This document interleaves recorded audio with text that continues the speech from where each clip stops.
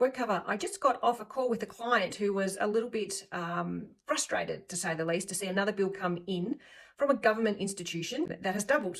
And this would be Workcover, and this is in Victoria. I'm not sure if these premiums have gone up everywhere across Australia, but definitely in Victoria, there has been almost a doubling of the premiums. Now, this client wasn't too sure why this had occurred and had called up the insurer behind WorkSafe that provides the insurance, and that person told them that there is nothing they can do about it, that the premiums have gone up, and based on the remuneration, that is the charge, that's the premium, and they have to pay it. Now, this client fortunately called me and said, what is going on? Seriously, what can I do? So we jumped on there and we had a look, and I actually found out that they hadn't actually certified their prior year premiums. And when we had a look at those, and they were actually a bit surprised to see how high they had disclosed or predicted their forecasted remuneration for last year. So we went through the process of checking what the remuneration was for all their employees. And remember, it's for their employees. It's not the business's remuneration, for the employees. And it was actually significantly less than what they had forecasted when they had to do their lodgement at this time last year.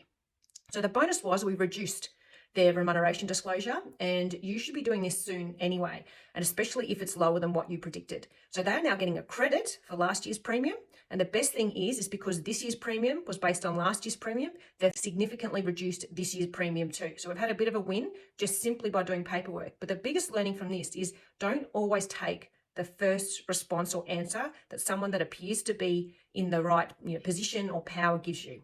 Okay, this was advice or guidance or suggestion, whatever you want to call it, from the insurer service hotline.